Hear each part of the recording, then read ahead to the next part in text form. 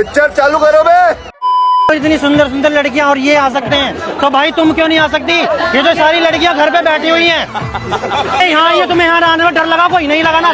तो भाई तुम गली मोहल्ले की लड़ाइयाँ देखेंगे, यहाँ हो ना अंदर वजर में कहाँ गई आंटी भाभियाँ? ये जो जितनी आंटी भाभियाँ घर अपने पति से लड़े हैं, यहाँ का लड़ो।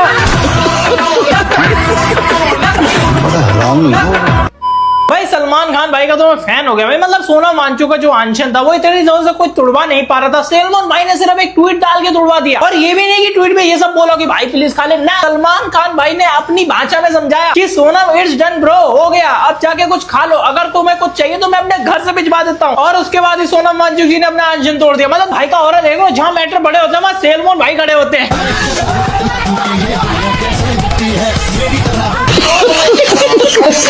जय श्री राम मेरे सभी हिंदू भाइयों को स्वागत है आप सभी का एक और धमाकेदार वीडियो के अंदर। जिधर में लेके आ चुका हूँ आप सभी के लिए फिर से एक नया सा वीडियो। तो जल्दी से वीडियो को लाइक कर दो। अगर आपने अभी तक चैनल को सब्सक्राइब नहीं किया है तो चैनल को सब्सक्राइब करके कमेंट में जय श्री राम का नारा भी जरूर से लगा देना। तो चलिए वीडियो स्टार्ट करते हैं। 4 लोग प्रोटेस्ट खराब करने आते हैं, उनको स्टूडेंट का नाम मत दो ना। और उनके चक्कर में अगर पुलिस लाठी चला रही है तो पुलिस को क्यों खराब बोल रहे हो? पुलिस पत्थर खाने के लिए थोड़ी है, ये वही पुलिस है जो हर टाइम हमारे साथ खड़ी होती है। आप कोई हमला नहीं होता, कोई दिक्कत नहीं होती, उससे पहले खबर खत्म कर देते हैं। क्यों कर देते हैं? काम करते हैं इसलिए करते हैं ना। वो दिल्ली पुलिस है जिसके चक्कर में इतनी भीड़ के बावजूद अब तक कुछ उल्टा सीधा नहीं हुआ।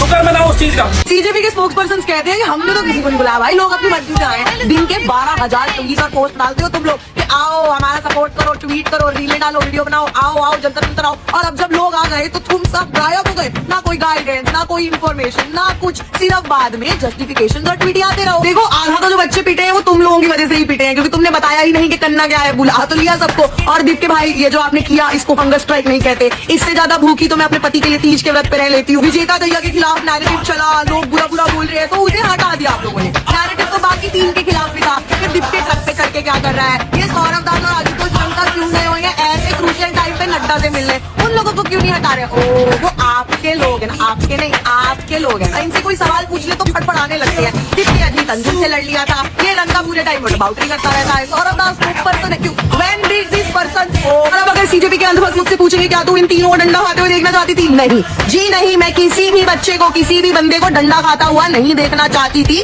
ना देखना चाहती हूँ। मगर अगर कोई आपके बुलाने पे, आपके कहने पे आया है तो आपकी उनके प्रति ज्यादा जिम्मेदारी है। A big breaking news is coming that Sonam Wangchuk has finally ended his hunger strike. प्रधानमंत्री मोदी के स्टेटमेंट के ठीक बाद सोनम वांगचुक ने अपने 26 दिन से चले रहे अनशन को समाप्त करने का डिसीजन ले लिया, क्योंकि उन्होंने अपने पत्र में जो सरकार को 2 मांगे बताई थी, शायद वो अब दोनों ही मांगे पूरी होते हुए दिख रही हैं। जिनमें से एक मांग ये थी कि पेपर लीक के मुद्दे पर इस देश की पार्लियामेंट में डिस्कशन हो। And now prime minister Modi has officially declared that the parliament is going to have a discussion on the paper leak issue on this upcoming Monday in the parliament. अब देखना यह है कि सोनम वांगचुक की मांगे पूरी होने के बाद क्या कॉकरोच जनता पार्टी अभी भी धर्मेंद्र प्रधान के रेजिग्नेशन पे अड़े रहकर जंतर मंतर पर प्रोटेस्ट करने वाली है। और अचानक से मतलब आशुतोष अभिजीत दोनों थे, उन्होंने कहा विजेता आप मत आओ। मैंने कहा क्यों, क्या हुआ? कि नहीं वो यार आपका बर्गर वाला वो मामला हो गया, तुम तो ये देख रहे हो ना। तो फिर ये था नहीं विजेता, पर क्या करें बहुत वायरल हो रहे हैं। तो इस साइड यार वाला तो जो मतलब तो ऐसे कचौड़ी खा रहा था वो भी चीज वायरल हो रही थी। And Abhijeet I so strongly I defended you. और इनफैक्ट अभी भी लोग ये कह रहे हैं कि अभिजीत भी तो ट्रक पे चढ़ गया, उसमें उस प्रोपेगेंडा को डिबंक कर रहा था, जो कि पिछले 30 दिन से कर ही रहा हूँ। और ऐसे में अचानक से कॉल आता है और आपको पता चलता है कि जो आपके टीममेट्स हैं उन्होंने आपको बलि का बकरा बना दिया। तो थोड़ा बुरा तो लगा, जो कि क्लियर भी है कि जो वे लोग थे वो कोई प्रोटेस्टर नहीं थे।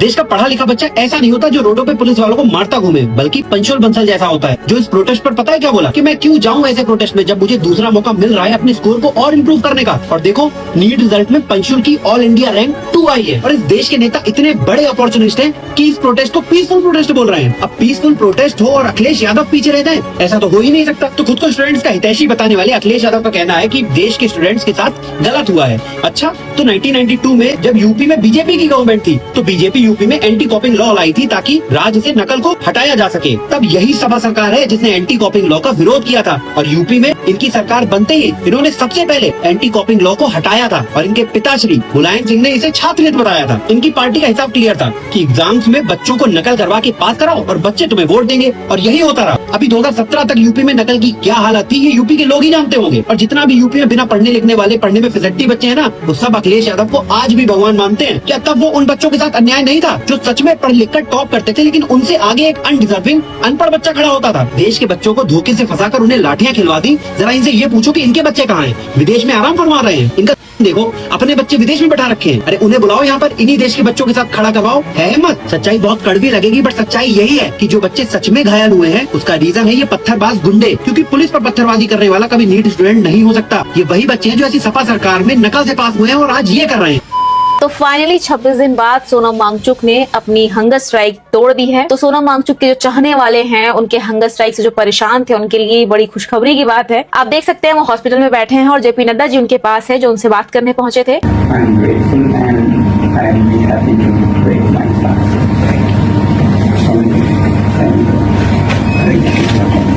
तो सबसे इम्पोर्टेंट सवाल है कि उन्होंने अपना फास्ट कैसे तोड़ा। दरअसल सोनम वांगचुक के फास्ट तोड़ने से कुछ मिनट पहले ही मोदी जी ने पूरी कंट्री को एड्रेस किया था एक वीडियो के थ्रू, जिसमें उन्होंने बताया है कि नीट पेपर लीक के मामले में कल वो एक कैबिनेट बैठक रखेंगे जिसमें वो बहुत स्ट्रिक्ट एक्शन लेंगे, साथ ही एक बहुत ही इंपॉर्टेंट बिल पर चर्चा करेंगे। इसके बाद ही सोनम वांगचुक ने अपनी हंगर स्ट्राइक तोड़ी है। तो बहुत दिनों बाद ये एक अच्छी चीज हुई है क्योंकि कोई नहीं चाहता था कि सोनम वांगचुक जी की हेल्थ खराब हो। इस वजह से बहुत सारे लोग खुश होंगे और अब मैं देखना चाहती हूँ कि सीजेपी का इस पर क्या कहना होगा। ठीक है, वो उनका नेक्स्ट मूव क्या होगा, कुछ होगा भी या नहीं होगा, मतलब सब खत्म हो जाएगा, मुझे भी नहीं पता है, देखते हैं क्या होता है। बताओ क्या क्या मांग है यहाँ पे? यहाँ पे ये मांग है कि इसे इस्तीफा देना पड़ेगा मोहन यादव को कि उसने पेपर लीक कर दिए। हाँ सही है भाई, मोहन यादव का तो इस्तीफा होना ही चाहिए। उन्हीं की वजह से तो पेपर लीक हुआ है। तो क्या हुआ अगर वो शिक्षा मंत्री नहीं है बल्कि एमपी के मुख्यमंत्री हैं? तो क्या हुआ अगर उनका सेंट्रल गवर्नमेंट से कोई लेना देना ही नहीं है? मुझे कुछ नहीं पता, मुझे उनका इस्तीफा दिलवाओ। और अगर वो शिक्षा मंत्री नहीं है तो पहले उनको शिक्षा मंत्री बनाओ, उसके बाद उनका इस्तीफा दिलवाओ। पर इस्तीफा तो दिलवाना ही पड़ेगा। जो है हम ग्रुप बना के बैठे हुए थे, बड़े पीसफुली बैठे हुए थे। सो वहाँ पे कुछ पुलिस वाले आते हैं, ओके, और वो जो पुलिस वाले हैं बहुत सारे थे और उनको देख के, मतलब 5-6 पुलिस वाले थे और उनको देख के हमें लगा कि वो शायद हमें मारने आए हैं और हम फटाफट से डर के जो है भागे हैं वहाँ से। ठीक है, मतलब उठ के हम भागे हैं। लेकिन हुआ क्या, पुलिस वालों ने मतलब हंसते हुए हमें इशारा करके कहा कि डरो मत, बैठे रहो, हम मार नहीं रहे हैं, हम आगे जा रहे हैं। सो उसी वक्त राइट दैट जब पुलिस वाले वो हमसे पार हो गए, वो आगे निकलते हैं और मैंने वहां पे देखा 2 लड़कों को। ओके, मैंने वीडियो नहीं बना पाई क्योंकि ये सारा कुछ इतना क्विकली हुआ, लेकिन मैं एक्चुअली मैं इसकी विटनेस हूँ, खुद में विटनेस हूँ। मैंने एक्चुअली में 2 लड़कों को देखा, उन्होंने पुलिस की तरफ, पुलिस की बैग थी, ओके, और उन्होंने पुलिस की तरफ कुछ फेंका। मुझे ऐसा लगा कि शायद उन्होंने कोई जो है स्टोन वगैरह फेंका है, पत्थर वगैरह फेंका है। और मैंने फिर से देखा, फिर आगे कोई जो है 2-3 लड़के जो है पुलिस वालों के ऊपर कुछ फेंक रहे हैं। पुलिस के ऊपर तुम पहले से शुरुआत करोगे तो भाई फिर डंडे तो पड़ेंगे तुम्हें।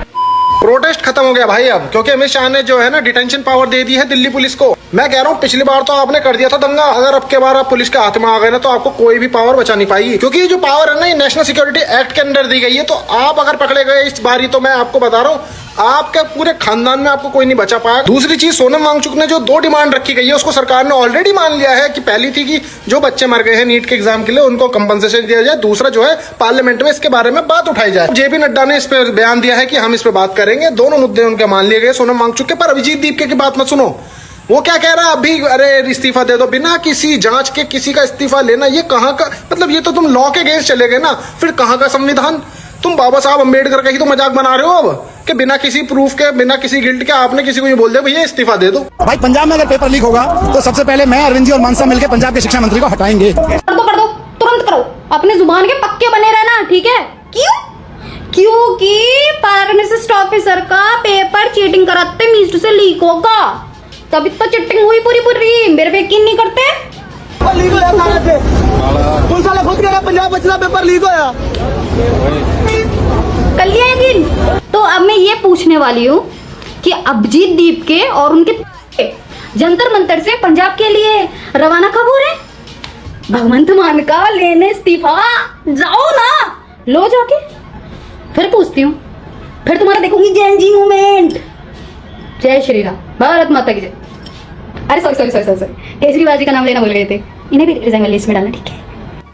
2029 के इलेक्शन में बीजेपी वापस नहीं आएगी क्योंकि कॉकरोच जनता पार्टी ने उनकी वाट लगा दी है। अगर तुम भी ऐसी सोचते हो ना तो तुमसे बड़ा गधा कोई नहीं है। देखो हर बार ये होता है कि हमारे देश के अंदर प्रोटेस्ट होते हैं और उन प्रोटेस्ट में मुद्दे की बात छोड़ के एंटी हिंदू और एंटी इंडिया बातें की जाती है। और इस बार भी यही हुआ कि सीजेपी वाले प्रोटेस्ट में इन्होंने जोर जोर से कहा बस नाम रहेगा अल्लाह का, ब्राह्मणों को गालियां दी, ठाकुरों को गालियां दी, सारे हिंदुओं को गालियां दी, हिंदू भगवान को गालियां दी, हिंदू गुरुओं को गालियां दी। यही करा तुम लोगों ने। और पिछली बार भी हर प्रोटेस्ट में उन्होंने यही करा था। और फिर इसके बाद क्या हुआ? तुमने कांग्रेस और आम आदमी पार्टी को अपना बाप बना लिया। सेम चीज हर बार तुम ही लोग मेक श्योर कर देते हो कि जितने हिंदू हैं वो इकट्ठे हो जाएं और इकट्ठे होकर बीजेपी के लिए वोट कर दें। तो नीट का मुद्दा तो तुमने साइड में छोड़ दिया, मगर तुमने एक वजह दे दी सभी हिंदुओं को इकट्ठा होने की। तो अब वो हिंदू जिन्हें बीजेपी से थोड़ी बहुत दिक्कत भी थी, जो इधर उधर वोट डाल भी देते, अब तुमने उनको भी मेक श्योर करा दिया कि वो भी बीजेपी को ही वोट दें। क्योंकि अगर उन्होंने कांग्रेस और आम आदमी पार्टी को वोट दिया तो वो तो यही करेंगे, एंटी हिंदू हरकतें। तो अगर तुम अभी भी उन बेवकूफों में से हो जिन्हें लग रहा है कि ये सीजेपी प्रोटेस्ट बीजेपी को 2029 में आने नहीं देगी, तो तुमसे बड़ा बेवकूफ कोई नहीं है भाई। And you know the best part, तुम सबको पता है कि 2029 में किसके पीएम बनने की बात हो रही है।